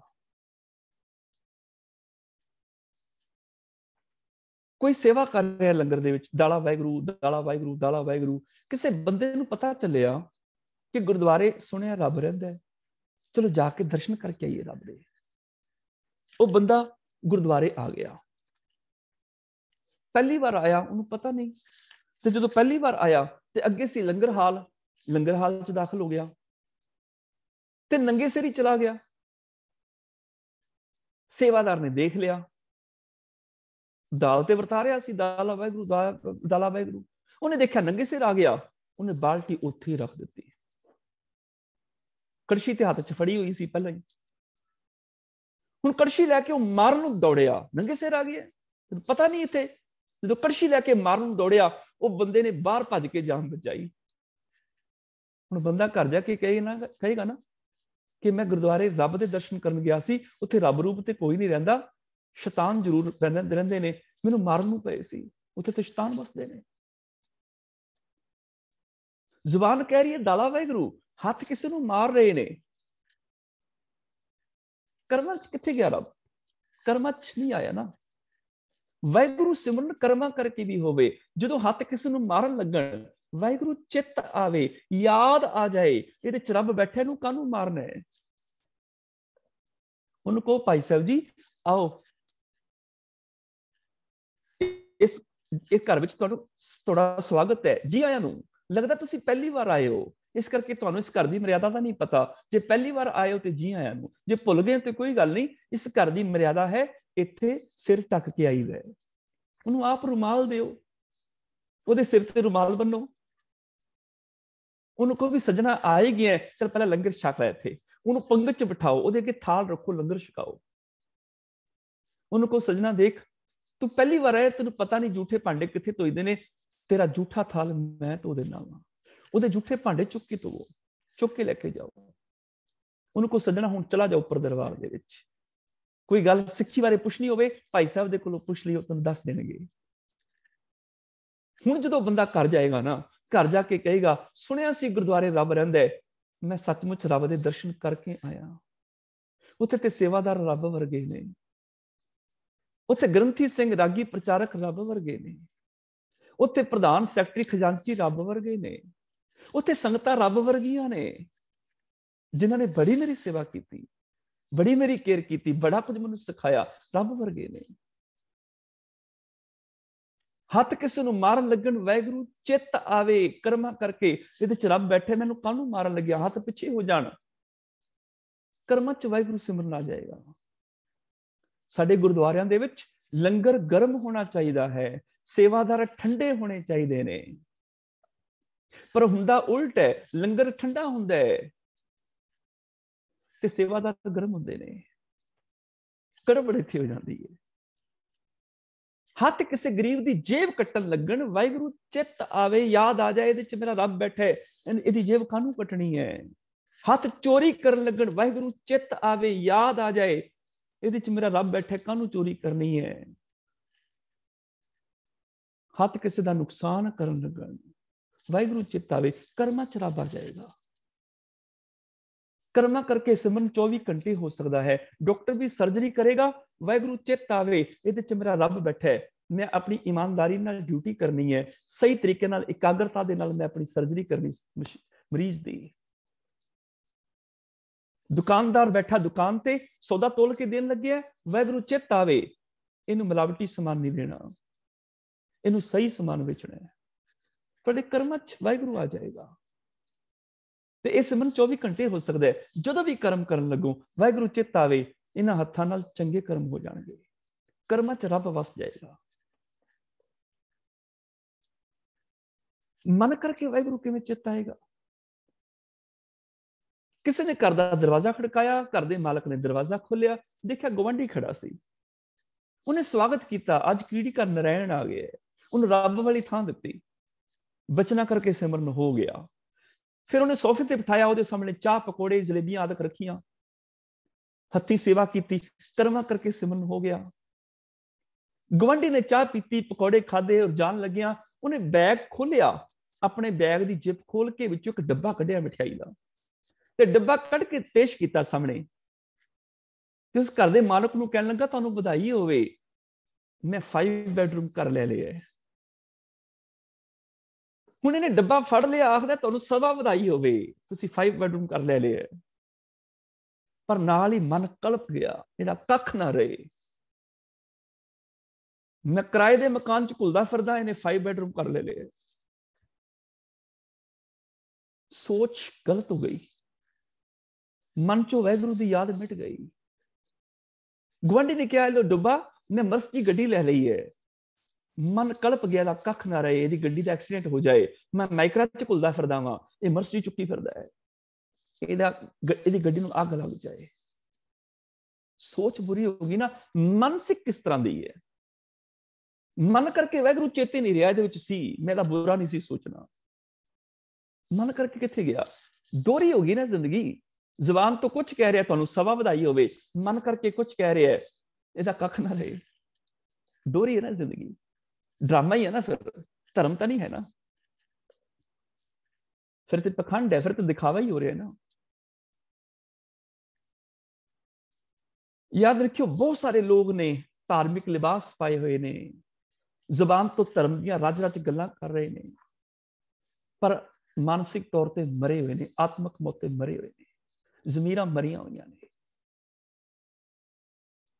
ਇੱਕ ਪਿੰਡ ਦੇ ਵਿੱਚ 3-4 ਗੁਰਦੁਆਰੇ ਹੁੰਦੇ ਨੇ, ਵੱਖ-ਵੱਖ ਜਾਤਾਂ ਦੇ ਨਾਂ ਤੇ, 2 ਹੀ ਲਾ ਲਓ, ਚਲੋ 2 ਕੁ ਤੇ ਗੁਰਦੁਆਰੇ ਹੋਣਗੇ, 2 ਕੁ ਮੰਦਿਰ ਹੋਣਗੇ, 2 ਕੁ, ਇੱਕ ਅੱਧੀ ਮਸੀਤ, ਇੱਕ ਅੱਧਾ ਚਰਚ ਜਾਂ ਖਾਨਗਾਹ ਹੋਏਗੀ, ਕਬਰ ਵੀ ਹੁੰਦੀ ਲਗਭਗ ਹਰ ਪਿੰਡ ਦੇ ਵਿੱਚ, 1-2 ਬਾਬਿਆਂ ਦੇ ਡੇਰੇ ਹੁੰਦੇ ਨੇ, 7-8 ਧਾਰਮਿਕ ਸਥਾਨ ਹੁੰਦੇ ਨੇ ਇੱਕ ਪਿੰਡ ਦੇ ਵਿੱਚ।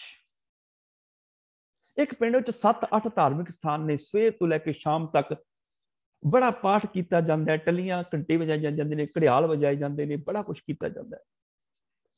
ਇਦਾਂ ਲੱਗਦਾ ਵੀ ਸਾਰਾ ਪਿੰਡ ਹੀ ਬੜਾ ਧਰਮੀਆਂ ਦਾ ਹੋਏਗਾ, ਸਾਰਾ ਪਿੰਡ ਧਰਮੀਆਂ ਦਾ ਹੋਏਗਾ, ਔਰ ਸਾਰੇ ਧਰਮੀ ਹੋਣਗੇ, ਕਿਉਂਕਿ 7-8 ਧਾਰਮਿਕ ਸਥਾਨ ਨੇ ਇੱਕ ਪਿੰਡ ਦੇ ਵਿੱਚ, ਸਾਰਾ ਪਿੰਡ ਧਰਮੀ ਹੋਏਗਾ। ਪਰ ਜਦੋਂ ਰਿਐਲਿਟੀ ਦੇਖੋ, ਰਾਤ 10-11 ਵਜੇ ਪਿੰਡ ਦੇ ਇੱਕ ਕੋਨੇ ਤੋਂ ਦੂਜੇ ਕੋਨੇ ਤੱਕ ਕੋਈ ਧੀ ਭੈਣ ਇਕੱਲੀ ਨਹੀਂ ਜਾ ਸਕਦੀ, ਇੰਨੀ ਵੀ ਸੁਰੱਖਿਆ ਨਹੀਂ ਹੈ ਕਿ ਪਿੰਡ ਦੇ ਇੱਕ ਕੋਨੇ ਤੋਂ ਰਾਤ 10-11 ਵਜੇ ਇਕੱਲੀ ਪਿੰਡ ਦੇ ਦੂਜੇ ਪਾਸੇ ਚਲੀ ਜਾਏ। ਕਿੱਥੇ ਗਿਆ ਧਰਮ? ਧਰਮ ਸਥਾਨ ਤੇ ਬੜੇ ਸੀ ਪਿੰਡ ਵਿੱਚ, ਪਰ ਧਰਮ ਕਿੱਥੇ ਗਿਆ? ਸਾਰਾ ਪਿੰਡ ਧਰਮੀ ਹੋਣਾ ਚਾਹੀਦਾ ਸੀ, ਧਰਮ ਕਿੱਥੇ ਹੈ? ਤੇ ਜਿਨ੍ਹਾਂ ਦੇਸ਼ਾਂ ਵਾਲਿਆਂ ਨੂੰ ਅਸੀਂ ਅਧਰਮੀ ਕਹਿੰਦੇ ਆ, ਕੈਨੇਡਾ, ਅਮਰੀਕਾ, ਇੰਗਲੈਂਡ, ਜੀ ਗੋਰੇ ਵਸਦੇ ਨੇ, ਕਾਰ ਵਸਦੇ ਨੇ, ਇਹ ਤੇ ਧਰਮੀ, ਇਹਨਾਂ ਨੂੰ ਕੀ ਪਤਾ ਰੱਬ ਦਾ? ਜਿਨ੍ਹਾਂ ਨੂੰ ਅਸੀਂ ਅਧਰਮੀ ਕਹਿੰਦੇ ਆ, ਮੈਂ ਨਹੀਂ ਕਹਿੰਦਾ ਉਹ ਧਰਮੀ ਹਨ ਕਿ ਨਹੀਂ, ਪਰ ਜਦੋਂ ਮੈਂ ਉਹਨਾਂ ਦੇਸ਼ਾਂ ਵੱਲ ਦੇਖਦਾ, ਰਾਤ 2-2 ਵਜੇ ਧੀਆਂ, ਬੱਚੀਆਂ, ਭੈਣਾਂ, ਕੋਈ ਜੌਬ ਤੇ ਜਾ ਰਹੀ ਹੈ, ਕੋਈ ਬੱਸ 'ਚ ਸਫ਼ਰ ਕਰ ਰਹੀ ਹੈ, ਕੋਈ ਟ੍ਰੇਨ 'ਚ ਕਰ ਰਹੀ ਹੈ, ਕੋਈ ਕਿਤੇ ਸੈਰ ਕਰਨ ਜਾ ਰਹੀ ਹੈ, ਕੋਈ ਕਿਤੇ ਰੈਸਟੋਰੈਂਟ ਖਾਣਾ ਖਾਣ, ਕੋਈ ਉੱਚੀ ਅੱਖ ਕਰਕੇ ਵੀ ਨਹੀਂ ਦੇਖਦਾ। ਗਲਤ ਹਰਕਤ ਤੇ ਦੂਰ ਦੀ ਗੱਲ ਹੈ। ਧਰਮ ਦਾ ਗੁਣ ਤੇ ਫਿਰ ਉੱਥੇ ਹੋਇਆ ਨਾ, ਜਿਨ੍ਹਾਂ ਨੂੰ ਅਸੀਂ ਧਰਮੀ ਕਹਿੰਦੇ ਆ, ਕੰਮ ਤੇ ਉਹ ਕਰ ਰਹੇ ਨੇ, ਫਿਰ ਐਸੇ ਧਰਮੀਆਂ ਨਾਲੋਂ ਤੇ ਉਹ ਲੋਕ ਚੰਗੇ। ਤੇ ਜਿੱਥੇ ਧਰਮ ਦੇ ਨਾਂ ਤੇ ਕਿੰਨੇ ਸਥਾਨ ਬਣੇ ਹੋਏ ਨੇ, ਉੱਥੇ ਸਾਡੀ ਧੀ ਭੈਣ ਕੋਈ ਸੁਰੱਖਿਅਤ ਨਹੀਂ ਹੈ, ਫਿਰ ਧਰਮ ਕਿੱਥੇ ਗਿਆ ਭਲਾ? ਦੋਹਰੀ ਜ਼ਿੰਦਗੀ ਹੋਈ ਨਾ, ਜ਼ਬਾਨ ਧਰਮ ਦੀਆਂ ਗੱਲਾਂ, ਕੱਪੜੇ ਧਾਰਮਿਕ ਲਿਬਾਸ ਧਰਮ ਦਾ, ਸੋਚ ਜਿਹੜੀ ਉਹ ਮੰਦ ਕਰਨੀ ਹੈ। ਸਾਡਾ ਜੀਵਨ ਦੋਹਰਾ ਹੈ, ਅਸੀਂ ਦੋਹਰਾ ਵੇਖਦੇ ਹਾਂ, ਦੋਹਰਾ ਸੁਣਦੇ ਹਾਂ, ਦੋਹਰਾ ਬੋਲਦੇ ਹਾਂ, ਦੋਹਰੇ ਹੀ ਕਰਮ ਕਰਦੇ ਹਾਂ। ਆਪਣੀ ਧੀ ਭੈਣ ਨੂੰ ਕਿਸੇ ਹੋਰ ਨਜ਼ਰ ਨਾਲ ਦੇਖਦੇ ਹਾਂ, ਦੂਜੇ ਦੀ ਧੀ ਭੈਣ ਨੂੰ ਕਿਸੇ ਹੋਰ ਨਜ਼ਰ ਨਾਲ ਦੇਖਦੇ ਹਾਂ। ਆਪਣੇ ਬੱਚੇ ਨਾਲ ਕਿਸੇ ਹੋਰ ਤਰੀਕੇ ਨਾਲ ਗੱਲ ਕਰਦੇ ਹਾਂ, ਗਵਾਂਢੀ ਦੇ ਬੱਚੇ ਨਾਲ ਕਿਸੇ ਹੋਰ ਤਰੀਕੇ ਨਾਲ ਗੱਲ ਕਰੀਦੀ ਹੈ।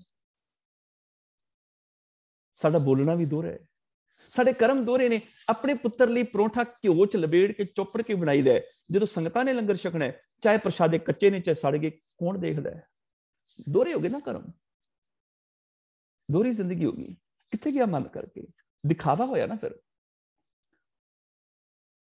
ਔਰ ਇਹਦਾ ਮਤਲਬ ਧਾਰਮਿਕ ਲਿਬਾਸ ਗੱਲਾਂ ਬਹੁਤ ਕੁਛ ਹੈ। ਸਮਾਧੀਆਂ ਨੇ, ਅੱਖਾਂ ਬੰਦ ਮਾਲਾ ਘੁੰਮ ਰਹੀਆਂ ਨੇ। ਕਦੀ ਬਗਲੇ ਨੂੰ ਦੇਖੋ, ਉਹਨੇ ਵੀ ਚਿੱਟਾ ਲਿਬਾਸ ਪਾਇਆ ਹੈ, ਉਹ ਵੀ ਇੱਕ ਲੱਤ ਦੇ ਭਾਰ ਪਾਣੀ ਚ ਖੜ ਕੇ ਤਪ ਕਰਦਾ ਹੈ, ਉਹਦੀਆਂ ਵੀ ਅੱਖਾਂ ਬੰਦ ਹੁੰਦੀਆਂ ਨੇ। ਵਿੱਚ ਵਿੱਚ ਇੱਕ ਅੱਧੀ ਅੱਖ ਖੋਲ ਕੇ ਦੇਖ ਲੈਂਦਾ, ਡੱਡੀ ਮੱਛੀ ਆਈ ਤੇ ਨਹੀਂ। ਜਿੱਥੇ ਆਂਦੀ ਉੱਥੇ ਫੜ ਲੈਂਦਾ। 99.9% ਸਾਡੇ ਧਾਰਮਿਕ ਲੋਕ, ਧਾਰਮਿਕ ਬਾਬੇ ਬਗਲੇ ਭਗਤਾਂ ਵਰਗੇ ਨੇ। ਕਦੀ ਇਹਨਾਂ ਦੀ ਪਕੜ ਚ ਜਾ ਕੇ ਦੇਖੋ, ਬਗਲੇ ਤੋਂ ਤੇ ਭਾਵੇਂ ਕੋਈ ਮੱਛੀ ਬਚ ਜਾਏ, ਮਜਾਲ ਇਹਨਾਂ ਤੋਂ ਕੋਈ ਬਚ ਜਾਏ। ਬੜਾ ਇਮੋਸ਼ਨਲ ਬਲੈਕਮੇਲ ਕੀਤਾ ਗਿਆ ਧਰਮ ਦੇ ਨਾਂ ਤੇ, ਪਰ ਕੰਮ ਸਾਰੇ ਗੁਰਬਾਣੀ ਤੋਂ ਉਲਟ, ਧਰਮ ਤੋਂ ਉਲਟ। ਅਸੀਂ ਠੱਗੇ ਜਾ ਰਹੇ ਹਾਂ ਧਰਮ ਦੇ ਨਾਂ ਤੇ, ਬੁਰੀ ਤਰ੍ਹਾਂ ਠੱਗੇ ਜਾ ਰਹੇ ਹਾਂ। ਸਾਨੂੰ ਪ੍ਰੈਕਟੀਕਲ ਜ਼ਿੰਦਗੀ ਜਿਉਣੀ ਸਿਖਾ ਨਹੀਂ ਰਿਹਾ ਕੋਈ। ਸਿਰਫ ਕਰਮ ਧਰਮ ਅਡੰਬਰ ਦੇ ਨਾਂ ਤੇ ਅਸੀਂ ਕਰਮ ਕਾਂਡ ਹੀ ਕਰ ਰਹੇ ਹਾਂ। ਇਹ ਗੁਣ ਰੱਬ ਦੀ ਜਿਹੜੀ ਸਾਡੀ ਨਿੱਜੀ ਜ਼ਿੰਦਗੀ ਚ ਹੋਣੇ ਚਾਹੀਦੇ ਸੀ, ਹੋ ਨਹੀਂ ਰਹੇ। ਮਨ ਕਰਕੇ ਸੋਚ ਬੁਰੀ ਹੋਈ। ਜਦੋਂ ਮਨ ਸੋਚਣ ਲੱਗਿਆ ਸੀ ਨਾ ਵੀ ਗਵਾਂਢੀ ਦਾ ਕੱਖ ਨਾ ਰਹੇ, ਵਾਹਿਗੁਰੂ ਚਿੱਤ ਆਏ। ਮਨ ਕਰਕੇ ਵਾਹਿਗੁਰੂ ਚੇਤੇ ਆ ਜਾਏ, ਇਹਦੇ ਚ ਰੱਬ ਵਸਦਾ ਹੈ। ਇਹਦਾ ਬੁਰਾ ਕਿਉਂ ਸੋਚਣਾ ਹੈ? ਇਹਦਾ ਮੈਂ ਭਲਾ ਸੋਚਾਂ।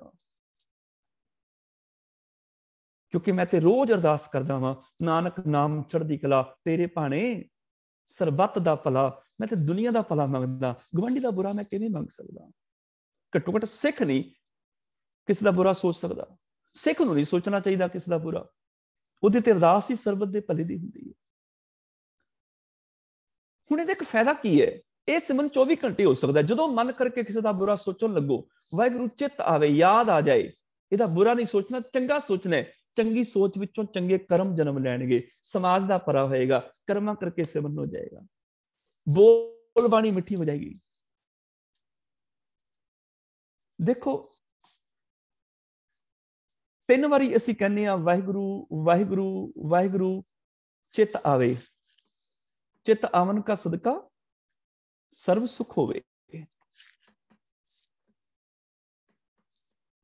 ਚਿੱਤ ਆਵਨ ਕਾ ਸਦਕਾ ਸਰਬ ਸੁਖ ਹੋਵੇ। ਜਿਹੜਾ ਧਰਮੀ ਬੰਦਾ ਹੈ ਨਾ, ਧਰਮੀ ਬੰਦਾ ਸਵਾਰਥੀ ਨਹੀਂ ਹੁੰਦਾ, ਸੈਲਫਿਸ਼ ਨਹੀਂ ਹੁੰਦਾ। ਮੈਂ ਆਪਣੇ ਘਰ 'ਚ ਫੁੱਲਾਂ ਦੀ ਬਗੀਚੀ ਖੜਾ ਲਈ, ਮੇਰੇ ਘਰ 'ਚ ਫੁੱਲਾਂ ਦੀ ਸੁਗੰਧੀ ਹੋਵੇ, ਪਰ ਮੇਰੇ ਘਰ ਦੇ ਬਾਹਰ ਕੂੜੇ ਦੇ ਢੇਰ ਲੱਗੇ ਹੋਣ, ਮੇਰੇ ਘਰ ਦੀ ਸੁਗੰਧੀ ਕਿੰਨਾ ਕੁ ਚਿਰ ਬਚੀ ਰਹੇਗੀ? ਮੇਰੇ ਘਰ ਦੀ ਸੁਗੰਧੀ ਖਤਮ ਹੋ ਜਾਏਗੀ। ਮੈਨੂੰ ਕੀ ਕਰਨਾ ਪਏਗਾ? ਮੈਨੂੰ ਆਪਣੇ ਆਲੇ ਦੁਆਲੇ ਦੀ ਵੀ ਸਫਾਈ ਕਰਨੀ ਪਏਗੀ। ਜਦੋਂ ਆਲੇ ਦੁਆਲੇ ਦੀ ਸਫਾਈ ਕਰਾਂਗਾ, ਮੇਰੇ ਆਪਣੇ ਘਰ 'ਚ ਫੁੱਲਾਂ ਦੀ ਸੁਗੰਧੀ ਬਚੀ ਰਹੇਗੀ। ਸਿਰਫ ਮੇਰਾ ਹੀ ਘਰ ਸੁਗੰਧਤ ਨਹੀਂ ਹੋਏਗਾ, ਬਾਹਰੋਂ ਕੋਈ ਰਾਹੀ ਮੁਸਾਫਰ ਲੰਘੇਗਾ, ਉਹ ਵੀ ਸੁਗੰਧੀ ਲੈ ਕੇ ਜਾਏਗਾ, ਉਹ ਵੀ ਖੁਸ਼ ਹੋ ਕੇ ਜਾਏਗਾ।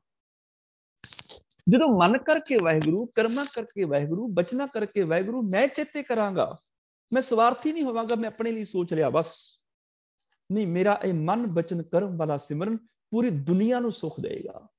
ਮੈਂ ਚੰਗਾ ਸੋਚਾਂਗਾ, ਚੰਗੀ ਸੋਚ ਵਿੱਚੋਂ ਸਮਾਜ ਦੇ ਚੰਗੇ ਕਰਮ ਪੈਦਾ ਹੋਣਗੇ, ਸਮਾਜ ਦਾ ਭਲਾ ਹੋਏਗਾ। ਮੈਂ ਬੋਲਣ ਲੱਗਿਆ ਵਾਹਿਗੁਰੂ ਚੇਤੇ ਕਰਾਂਗਾ, ਇਹਦੇ ਚ ਰੱਬ ਹੈ, ਮਿੱਠਾ ਬੋਲਾਂਗਾ, ਦੂਜੇ ਨੂੰ ਵੀ ਖੁਸ਼ੀ ਮਿਲ ਜਾਏਗੀ। ਕਰਮ ਕਰਨ ਲੱਗਿਆ ਵਾਹਿਗੁਰੂ ਚੇਤੇ ਰਵੇਗਾ, ਇਹਦੇ ਚ ਰੱਬ ਹੈ, ਮੈਂ ਚੰਗੇ ਕਰਮ ਕਰਨੇ ਨੇ, ਮੈਂ ਤੇ ਵਾਹਿਗੁਰੂ ਚੇਤੇ ਕਰ ਲਵਾਂਗਾ, ਜਿਹਦੇ ਨਾਲ ਕਰਮ ਕਰਾਂਗਾ ਉਹਦਾ ਵੀ ਭਲਾ ਹੋ ਜਾਏਗਾ। ਮਨ ਕਰਕੇ, ਬਚਨਾ ਕਰਕੇ, ਕਰਮਾਂ ਕਰਕੇ ਵਾਹਿਗੁਰੂ ਚਿੱਤ ਆਵੇ, ਤੇ ਇਸ ਚਿੱਤ ਦਾ ਆਉਣ ਦਾ ਹੋਏਗਾ ਕੀ? ਇਹਦੇ ਨਾਲ ਚਿੱਤ ਆਵਨ ਕਾ ਸਦਕਾ ਸਰਬ ਸੁਖ ਹੋਵੇ। ਜਦੋਂ ਮੈਂ ਮਨ ਕਰਮ ਬਚਨ ਕਰਕੇ ਵਾਹਿਗੁਰੂ ਚੇਤੇ ਕਰਾਂਗਾ, ਸਾਰੀ ਦੁਨੀਆ ਨੂੰ ਸੁੱਖ ਮਿਲ ਜਾਏਗਾ। ਫਿਰ ਮੇਰੀ ਜ਼ਿੰਦਗੀ ਦੀ ਜੁਗਤ ਇਸ ਤਰ੍ਹਾਂ ਪੂਰੀ ਹੋਏਗੀ। ਨਾਨਕ ਸਤਿਗੁਰੂ ਭੇਟੇ ਹੈ, ਪੂਰੀ ਹੋਵੇ ਜੁਗਤ। ਕਿਵੇਂ? ਹਸੰਦਿਆਂ ਖਿਲੰਦਿਆਂ ਪਿਲੰਦਿਆਂ ਖਵੰਦਿਆਂ ਵਿੱਚ ਹੋਵੇ ਮੁਕਤ। ਮੈਂ ਕਾਰੋਬਾਰ ਕਰਦਿਆਂ, ਹੱਸਦਿਆਂ ਖੇਡਦਿਆਂ, ਸਾਰਾ ਕੁਝ ਕਰਦਿਆਂ ਵੀ ਮੈਂ ਰੱਬੀ ਯਾਦ ਨਾਲ ਜੁੜ ਸਕਦਾ ਵਾਂ। ਸਾਰਾ ਕੁਝ ਕਰਦਿਆਂ ਵੀ ਰੱਬੀ ਯਾਦ ਨਾਲ ਜੁੜ ਸਕਦਾ ਵਾਂ। ਔਰ ਇਹ ਸਿਮਰਨ ਮੇਰਾ 24 ਘੰਟੇ ਹੋ ਸਕਦਾ ਹੈ। ਜਦੋਂ ਬੋਲਣ ਲੱਗਾ ਵਾਹਿਗੁਰੂ ਚਿੱਤ ਆਵੇ, ਜਦੋਂ ਸੋਚਣ ਲੱਗਾ ਵਾਹਿਗੁਰੂ ਚਿੱਤ ਆਵੇ, ਜਦੋਂ ਕਰਮ ਕਰਨ ਲੱਗਾ ਵਾਹਿਗੁਰੂ ਚਿੱਤ ਆਵੇ, ਯਾਦ ਆ ਜਾਏ ਇਹਦੇ 'ਚ ਮੇਰਾ ਰੱਬ ਬੈਠਾ ਹੈ, ਇਹਦੇ ਬਾਰੇ ਬੁਰਾ ਨਹੀਂ ਸੋਚਣਾ, ਇਹਦੇ ਨਾਲ ਬੁਰਾ ਨਹੀਂ ਬੋਲਣਾ, ਇਹਦੇ ਨਾਲ ਇਹਦਾ ਨੁਕਸਾਨ ਨਹੀਂ ਮੈਂ ਹੱਥਾਂ ਨਾਲ ਕਰਨਾ। ਜਦੋਂ ਮੇਰੇ ਮਨ ਕਰਮ ਬਚਨ ਦੇ ਵਿੱਚ ਵਾਹਿਗੁਰੂ ਚੇਤੇ ਆ ਜਾਏਗਾ, ਤੇ ਇਹਦਾ ਫਾਇਦਾ ਕੀ ਹੋਏਗਾ? ਕੱਲਾ ਮੈਂ ਹੀ ਰੱਬ ਨਾਲ ਨਹੀਂ ਜੁੜਾਂਗਾ, बल्कि चित आवन का सदका सर्व सुख होवे, बाकियां नूं भी सुख मिल जाएगा। दुनिया सुखी ते शांत हो जाएगी, बाकियां नूं भी इन्हां गुणां दा लाभ मिल जाएगा। फिर मेरी कीती अरदास सफल हो जाएगी। नानक नाम चढ़दी कला, तेरे भाणे सरबत दा भला। होइयां अत्यंत भुल्लां खिमा करनिया जी।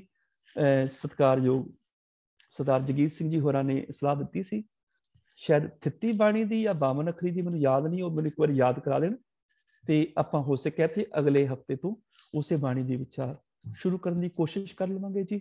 ਤੇ ਇੰਨੀਆਂ ਹੀ ਬੇਨਤੀਆਂ ਪ੍ਰਵਾਨ, ਹੋਈਆਂ ਭੁੱਲਾਂ ਖਿਮਾ ਕਰਨੀਆਂ। ਫਤਿਹ ਬੁਲਾਓ ਜੀ। ਵਾਹਿਗੁਰੂ ਜੀ ਕਾ ਖਾਲਸਾ।